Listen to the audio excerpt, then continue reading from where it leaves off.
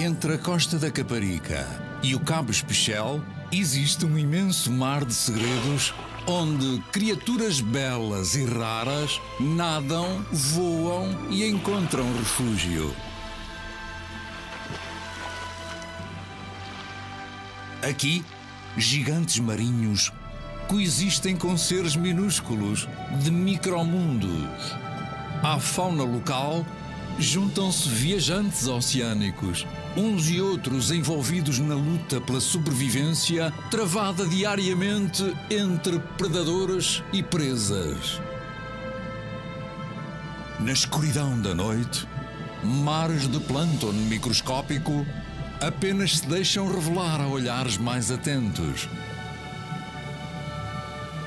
Nas profundezas subsistem ecossistemas frágeis, pouco conhecidos da maioria das pessoas.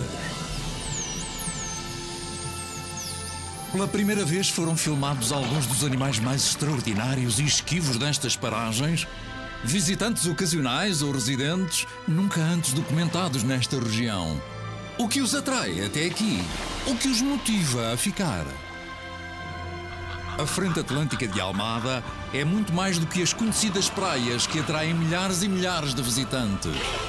É uma varanda para um vasto mar pleno de mistérios e segredos. Mar da minha terra, Almada Atlântica. No extremo ocidental da Europa, metade de Portugal continental faz fronteira com o grande Oceano Atlântico. Às portas de Lisboa, a Frente Atlântica de Almada tem uma localização privilegiada, virada para o mar. A cidade da Costa da Caparica é uma referência como local de veraneio há muitas décadas. Os 13 quilómetros de praias de areia branca atraem anualmente milhares de visitantes vindos da região de Lisboa e do mundo inteiro. As águas límpidas, os areais extensos e a envolvente natural única são ótimos motivos para que este litoral se encha de banhistas durante os meses de verão.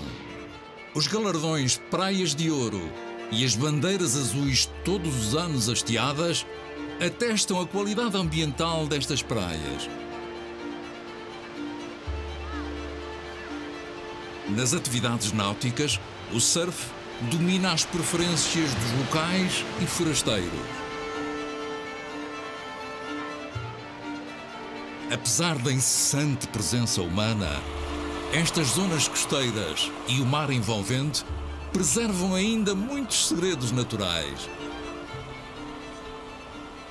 Aproveitando a maré vazia, as rolas do mar percorrem os esporões rochosos à procura de pequenos invertebrados. Enquanto aguarda pela subida da maré, este caboche procura manter a pele úmida, escondendo-se no meio dos mexilhões. As marés marcam o ritmo da vida de todos os animais que vivem nesta fronteira. As rolas do mar precisam de acumular reservas antes de empreenderem a longa viagem até ao norte da Europa, onde vão nidificar.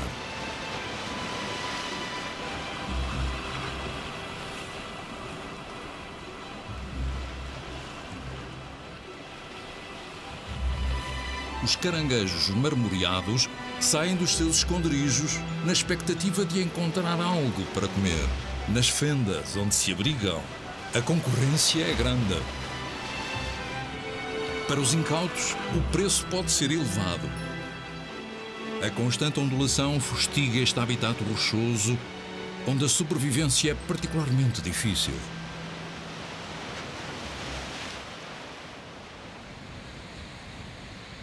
No areal da Fonte da Telha, gaivotas atentas localizaram um cardume junto à praia. Algumas espécies de peixe procuram estas zonas de baixa profundidade para se reproduzirem. Nesta fase de grande concentração, a prioridade não é fugir aos predadores. As aves mal conseguem mergulhar, mas tentam como podem apanhar os peixes exaustos ou distraídos. Qualquer captura é um troféu fortemente disputado. Estes episódios podem durar apenas alguns minutos ou poucas horas, e as gaivotas sabem da urgência desta empreitada.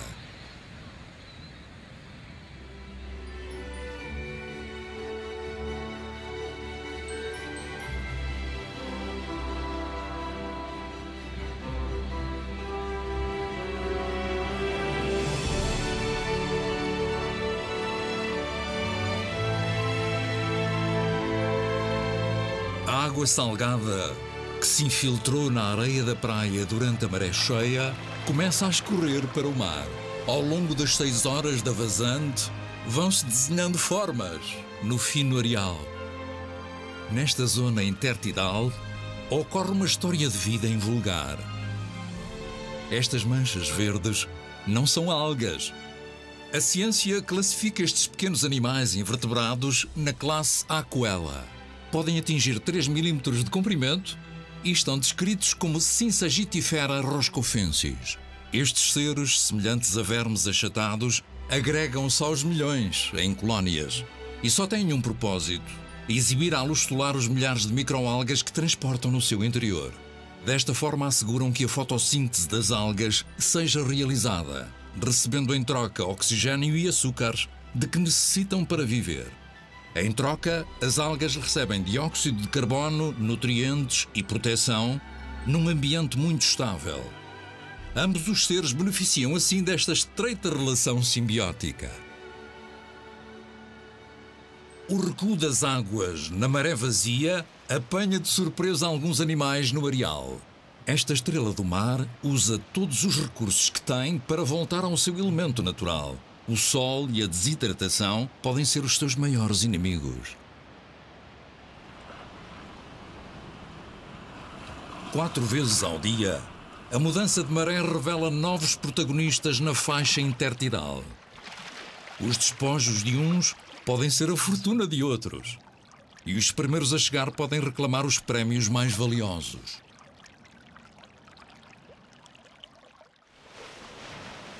Para as aves marinhas, a maré cheia é o momento para descansar e cuidar da plumagem. Há que retirar o excesso de sal das suas penas. Nos dias de mar calmo, as águas cristalinas em redor dos esporões da costa da Caparica parecem aquários. Nas planícies de areia fina que se assemelham a desertos, vários peixes procuram alimento e refúgio. Os pregados e linguados confiam nos seus disfarces miméticos e a sua camuflagem é quase perfeita. Usam esta capacidade para se esconderem de potenciais predadores, enquanto caçam os pequenos invertebrados que vivem na areia. Cada um usa a sua técnica da forma mais eficaz. Mas a zona de fronteira entre a rocha e a areia é o local de alimentação mais concorrido. Todos os peixes, pequenos e grandes, procuram algo para comer no meio da corrente e da ondulação. Os sargos concentram-se aos milhares e têm boas razões para isso. Nos mantos de mexilhões há pequenos animais que lhes podem proporcionar uma boa refeição. As rochas oferecem inúmeros esconderijos, quer para presas em fuga, quer para predadores que caçam de emboscada.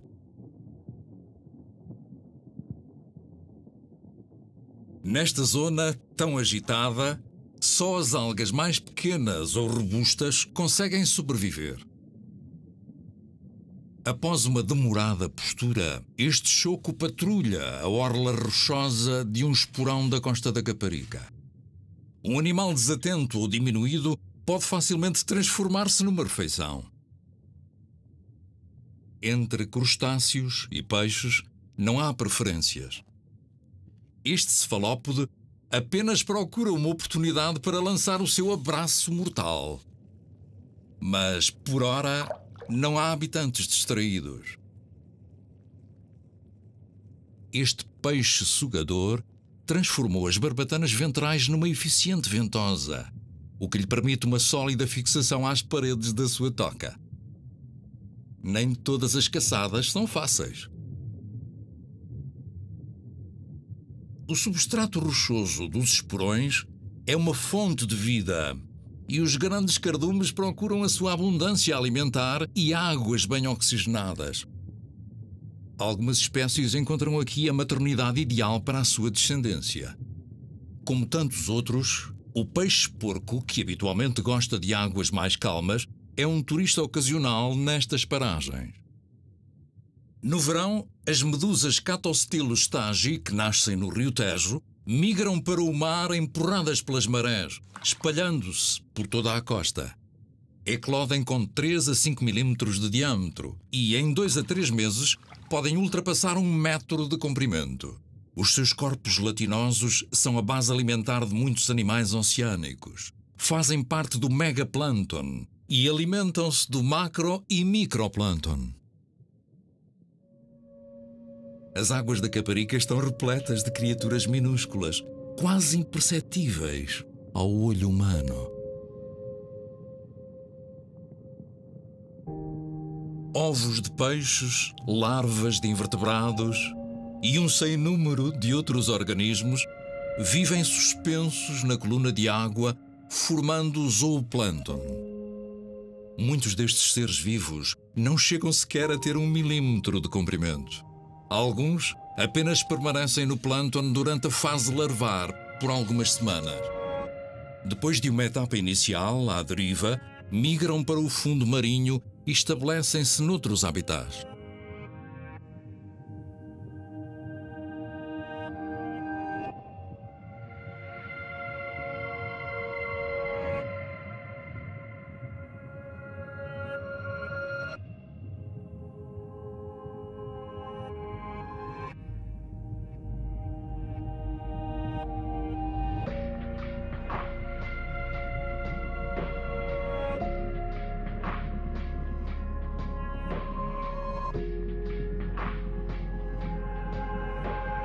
Os copépodes são os mais frequentes. Há cerca de 12.000 espécies conhecidas no planeta. Os poliquetas são outro grupo bem representado neste mundo microscópico. Esta fêmea limpa e protege a sua postura.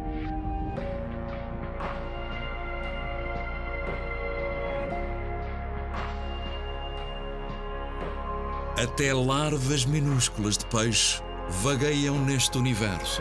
Em breve ganharão tamanho para se tornarem visíveis a olho nu. Neste micromundo nadam também ctenóforos, seres transparentes e gelatinosos. Ao agitarem os seus cílios, produzem reflexos multicores na escuridão. Um espetáculo da natureza que acontece longe do olhar da maioria das pessoas.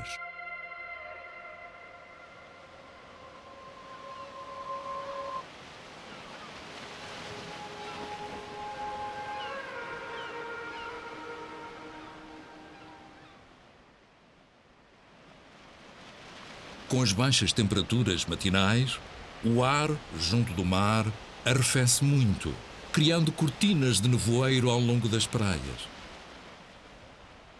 Se o mar da Fonte da Telha está repleto de segredos, este manto espesso de nuvens baixas encobre ainda mais os seus mistérios.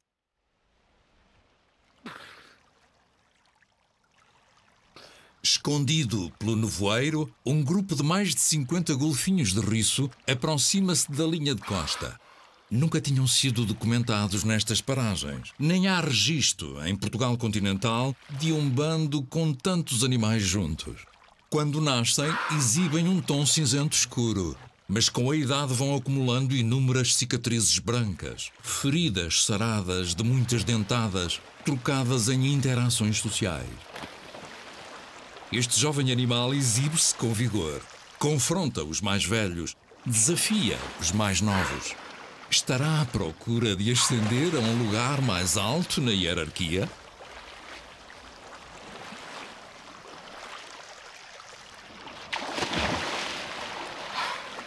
Destas lutas de poder vão ficando marcas na pele, traços brancos que lhes atestam anos de vida e uma atividade social bastante intensa.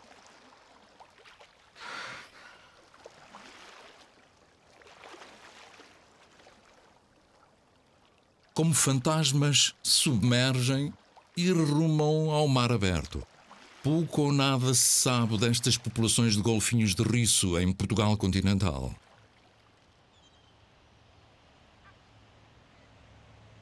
A brisa da tarde dissipa a neblina. Forte de São Lourenço do Bugio, onde o Tejo se faz ao mar. Os sedimentos trazidos por este grande rio dão origem a uma explosão de vida. Gigantescas manchas de plâncton servem de sustento a milhões de cavalas que se alimentam na corrente.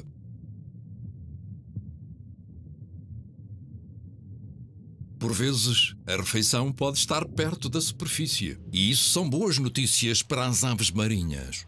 Algum peixe, mais exposto ou debilitado, será uma oportunidade para um almoço fácil.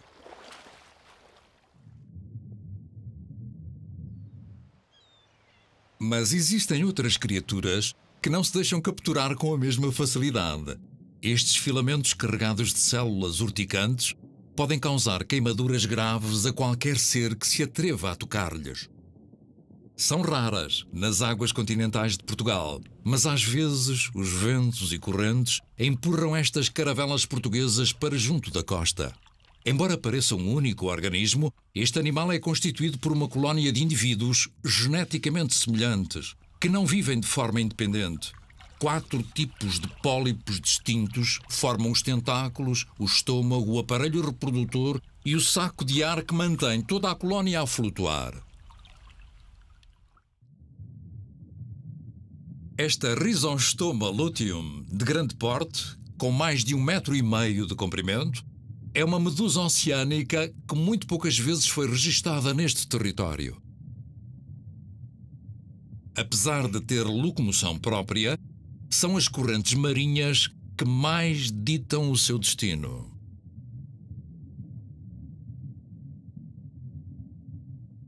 As fortes correntes de maré do rio Tejo arrastam enormes quantidades de animais gelatinosos para o mar. Durante os meses de verão e outono, esta concentração de alimento atrai viajantes oceânicos de grande porte para a frente atlântica de Almada. Esta tartaruga de couro nasceu nas Caraíbas, mas vem aqui deliciar-se com o manancial de medusas. Tem tudo o que precisa para permanecer na zona várias semanas. Sem vento, o mar fica suave e sereno.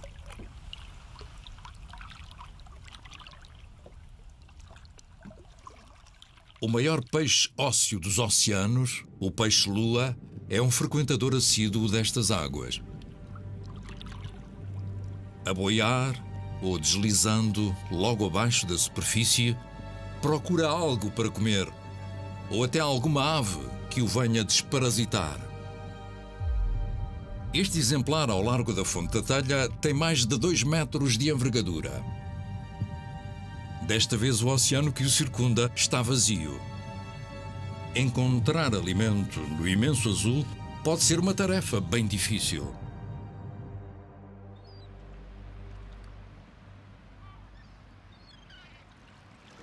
A algumas milhas dali, um bando de ruazes corvineiros revisita um local bem conhecido. Já foram avistados diversas vezes na mesma zona em busca de alimento. É como voltar a um bom restaurante. Hoje o grupo tem 14 elementos, incluindo crias, juvenis e animais de mais idade. Esta espécie é muito dinâmica na integração e separação dos novos elementos nos bandos. 2 grandes machos a rondar os 4 metros dominam as relações sociais do grupo. Os saltos e manobras aéreas são típicos desta espécie.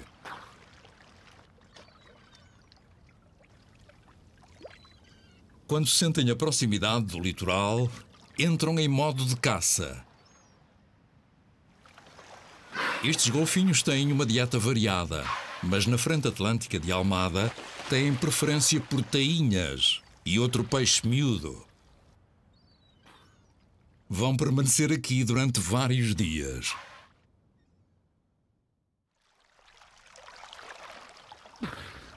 Seguindo uma frente térmica que fez subir a temperatura da água até aos 21 graus, este grupo de baleias-piloto navega mais a norte que o habitual. É um avistamento muito raro nestas paragens, pois estes animais preferem águas mais quentes. Sem ameaças e na calmaria da manhã, toda a família parece adormecer à superfície. Disperso por uma vasta área, este bando tem mais de 30 animais. Todo o grupo vai realizando mergulhos cada vez mais profundos, enquanto se dirige lentamente para sul.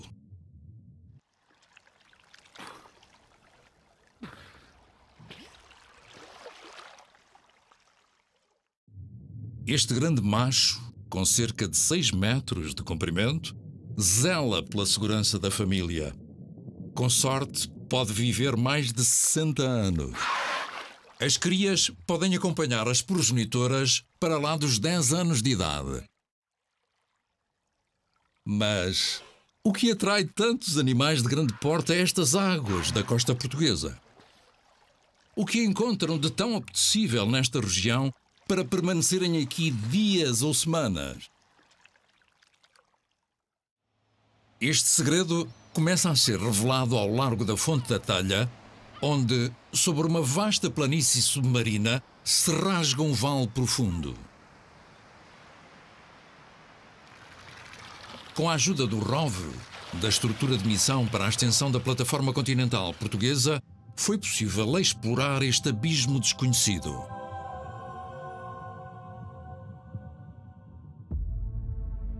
Fazendo uso da moderna tecnologia de sondas e side scanners, o Instituto Hidrográfico conseguiu desenhar todo o relevo do Canhão de Lisboa em 2014 e 2015.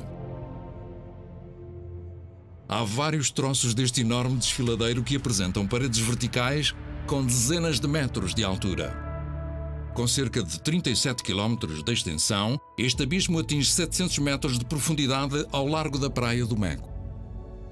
Nas profundezas, peixes, crustáceos e outros invertebrados de aparência exótica vivem escondidos na escuridão, resistindo às enormes pressões. As águas frias e as diversas correntes neste vale proporcionam um grande afloramento de nutrientes, base da cadeia alimentar deste ecossistema.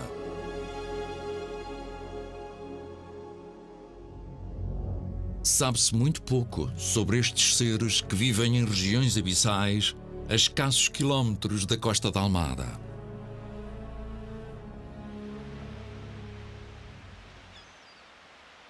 À superfície, a algazarra de aves marinhas é sinónimo de comida. Um cardume de peixe-agulha nada de forma coordenada.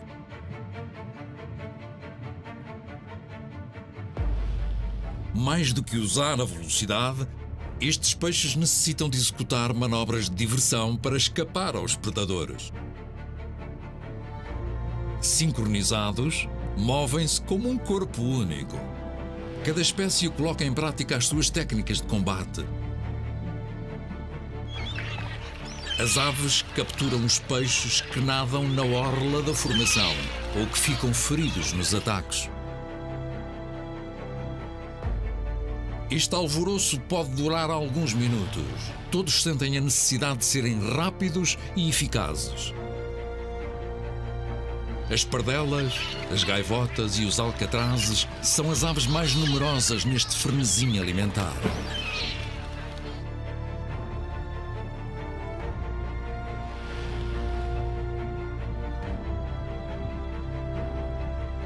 Atentas, as aves controlam os movimentos dos cardumes.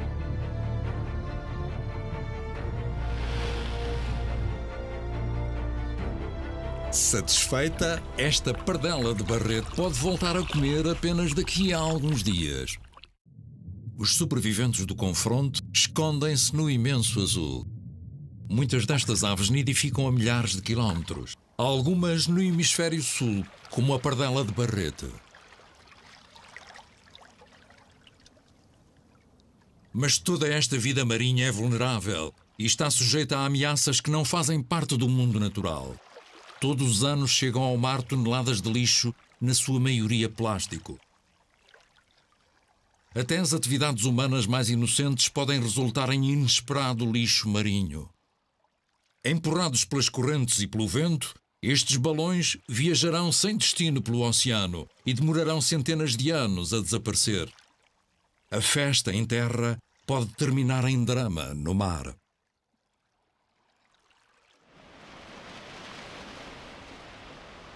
A poucos metros dos areais da Fonte da Telha existem vários afloramentos rochosos submersos. São extensões de pedra que variam entre os 12 e os 40 metros de profundidade. Neste local, grande parte da fauna e flora está ancorada na rocha. Várias espécies de corais moles podem agregar colónias com centenas de pólipos. Com mini tentáculos capturam o plâncton que passa a cada maré.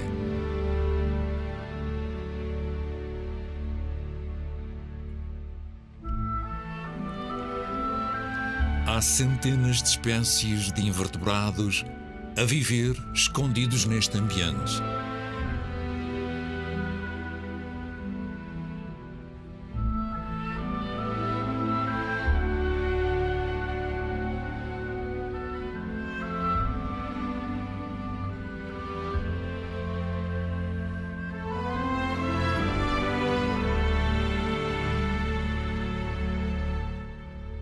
Crescendo 3 a 5 centímetros por ano, há gorgónias com mais de uma década nestes fundos da Fonte da Telha.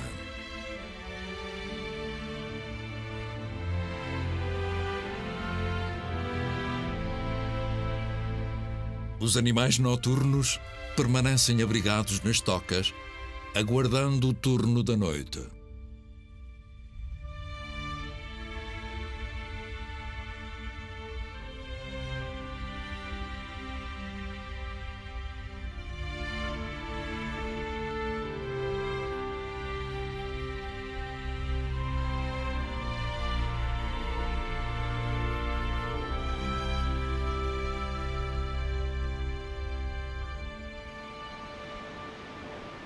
Mas nem sempre o Atlântico é plácido e generoso.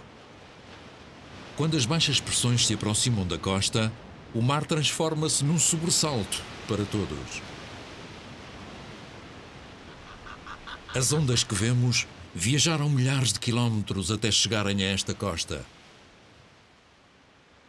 A condição física é levada ao limite e os mais debilitados podem não resistir ao temporal. A turbulência pode durar vários dias. Os esporões, outrora tranquilos, são agora uma tormenta para os que resistem. Até os engenhos criados pelo homem, por vezes, sucumbem às tempestades.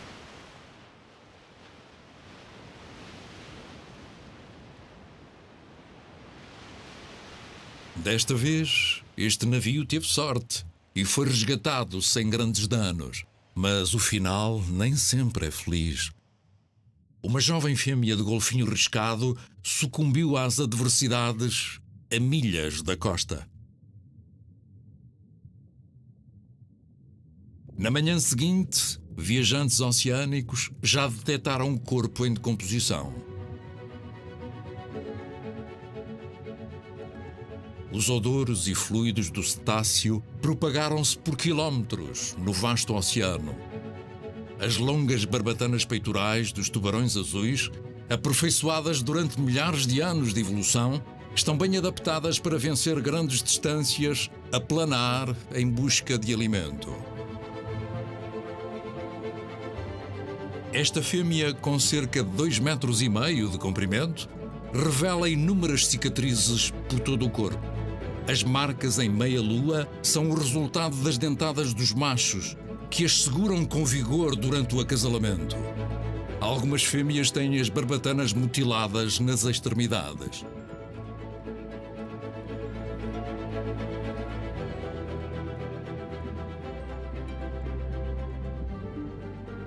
Neste contexto, as regras são simples. Os maiores dirigem a coreografia. Enquanto o golfinho se mantiver à superfície, tudo fica mais fácil para estes predadores.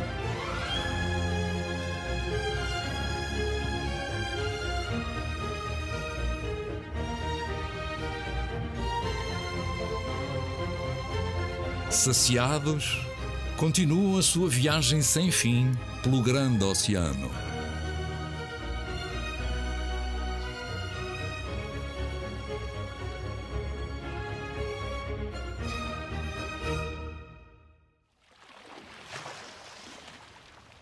Por vezes, o almoço pode ser um banquete inesperado.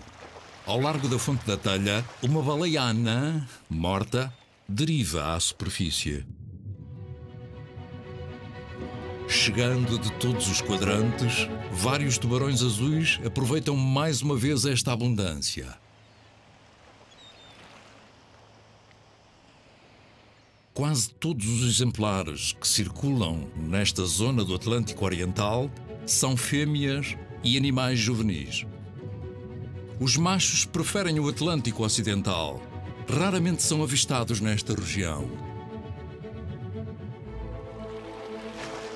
Enquanto a carcaça vaguear à superfície, a festa alimentar continua e pode durar semanas. Outras criaturas aproveitam as migalhas, como a palombeta ou este painho, que detecta ligeiros odores a milhas de distância.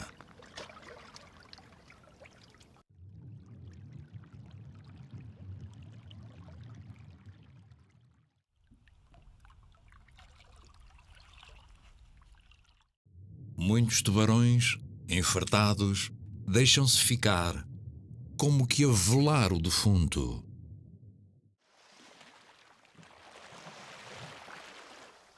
Mas, se uma baleia anã com 8 metros é um repasto substancial, uma baleia comum com 18 metros pode ser o grande prémio.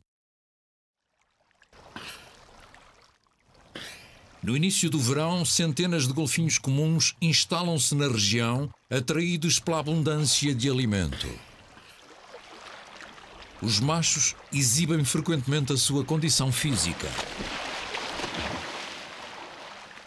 Podem nadar horas, em coreografias e movimentos bem treinados. A atividade sexual dos golfinhos é uma das suas ferramentas de coesão social, não se limitando a uma época do ano. Acasalam regularmente e trocam carícias entre o grupo em elaborados rituais de corte. Um macho, de barriga para cima, coloca-se por baixo da fêmea e sincroniza a natação. Se tudo correr bem, a cópula dura apenas alguns segundos. Quando uma fêmea está receptiva, e há vários pretendentes ao lugar, os machos exibem-se com vigor. A complexa sociedade dos golfinhos necessita constantemente de cimentar alianças e construir novas parcerias. Um grupo de golfinhos riscados mistura-se com os golfinhos comuns. São a segunda espécie de golfinho mais frequente neste território. Centenas de indivíduos partilham as águas transparentes da frente atlântica de Almada. Os golfinhos riscados são mais exibicionistas, executando acrobacias extraordinárias.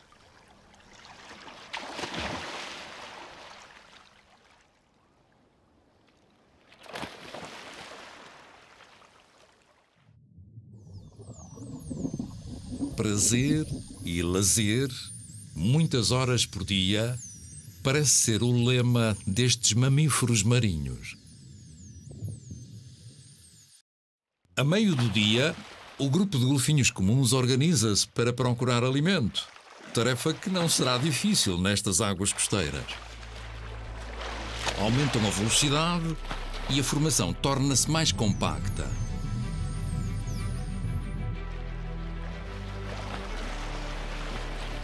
Esta agitação é facilmente detectada pelas aves marinhas que patrulham o território a partir das alturas.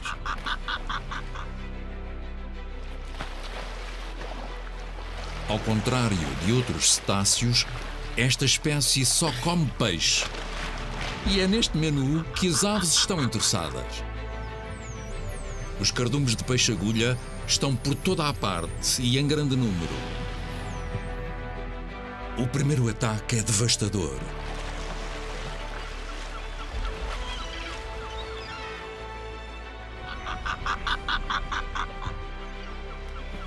Hoje, o almoço distribui-se por mais de 2 hectares. Centenas de alcatrazes procuram uma oportunidade para mergulhar do céu sobre a sua presa.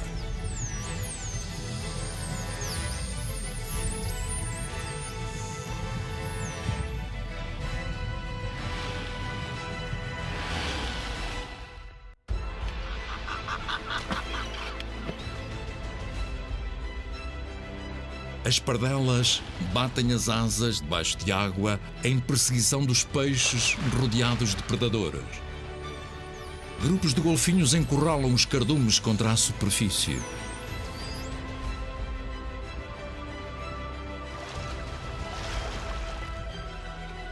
Aves e mamíferos partilham a refeição num festim gigantesco que dura poucos minutos.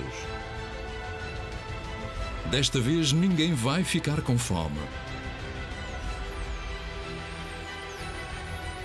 Peixes e golfinhos procuram organizar-se da melhor forma. Mas no meio do caos, é o salve-se quem puder.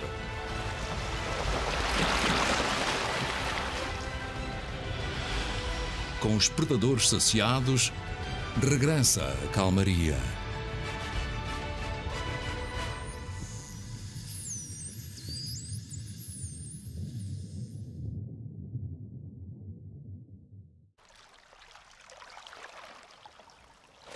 Após 10 meses de gestação, a barriga destas fêmeas está tão dilatada que elas nem conseguem dobrar-se para mergulhar.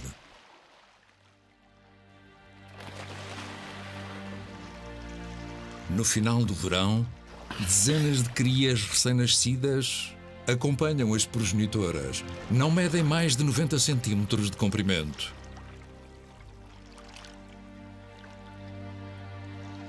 Nesta época, grupos de fêmeas e jovens golfinhos afastam-se dos bandos principais, evitando as disputas dos machos nas guerras de poder. Esta mãe e cria são muito raras. Em vez de mostrarem as típicas bandas laterais amarelas, estes animais têm os flancos escuros. Estas mutações genéticas estão ainda pouco estudadas nestas populações. No entanto, todos os anos são avistados machos, fêmeas e crias com esta tonalidade. Durante 2 anos, estas crias serão amamentadas pelas progenitoras.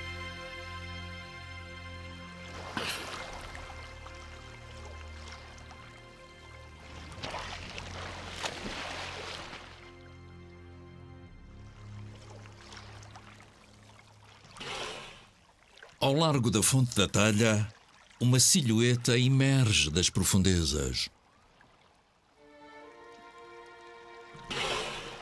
É a baleia mais esquiva e tímida das águas portuguesas, a baleia anã. Não ultrapassa os 9 metros de comprimento e as suas barbatanas peitorais brancas são inconfundíveis.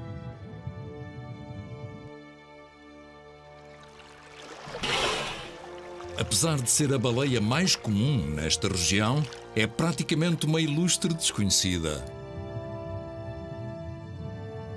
É um cetáceo muito reservado. A sua respiração sóbria, rápida e pouco visível passa despercebida, mesmo a olhos bem treinados. Muito discreto, este indivíduo foi um companheiro curioso de muitos encontros, tendo permanecido mais de 1 mês na mesma área. Não são residentes, mas o alimento disponível e o sossego destas águas convida-as a ir ficando por aqui. A megafauna marinha está bem representada neste arco litoral. Raramente são observados e documentados, mas as baleias comuns e os espadartes também habitam nestas águas.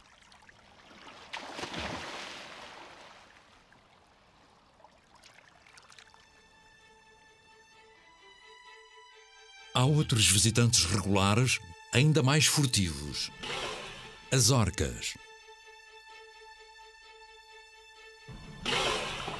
Durante a primavera e o outono, sobem e descem a costa portuguesa quase sem serem detectadas. No verão, rumam ao Estreito de Gibraltar, onde se alimentam de grandes atuns rabilho.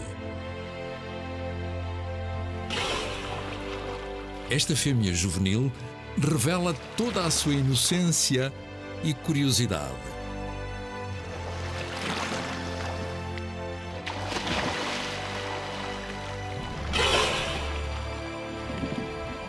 Com a paisagem protegida da arriba fóssil em pano de fundo, um adulto controla os movimentos do grupo. Mais a sul, a 2 milhas do Cabo Espichel, um gigante marinho desliza junto da superfície. Encontrou uma enorme mancha de plâncton, principalmente copépodes, criaturas do tamanho de grãos de açúcar.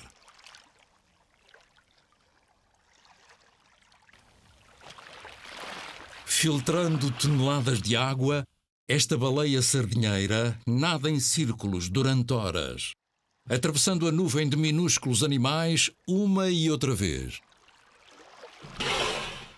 Ao sabor de correntes e marés, este almoço volante pode acabar em jantar ao largo da Fonte da Telha. Este indivíduo é um jovem com cerca de 12 metros de comprimento. Quando atingir a idade adulta, pode chegar aos 20 metros e ultrapassar as 30 toneladas. Gentil e graciosa, esta grande baleia desliza na sopa verde repleta de micro-organismos. Navegadora solitária, migra para norte no verão e regressa às águas mais temperadas do sul no inverno. Como tantas outras criaturas, ficou cativa da fartura das águas do Canhão de Lisboa.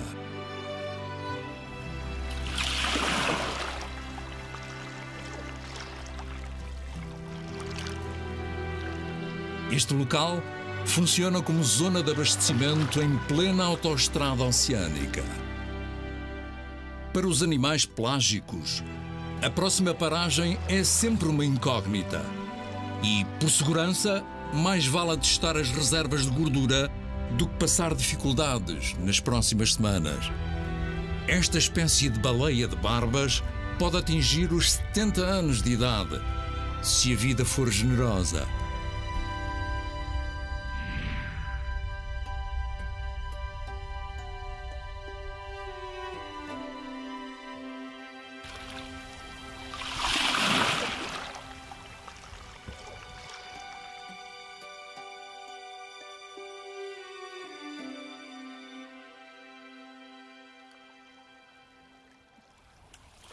Em cada arrasto, com a sua enorme boca, engole milhares de crustáceos bastante nutritivos, podendo comer quase 1 tonelada por dia.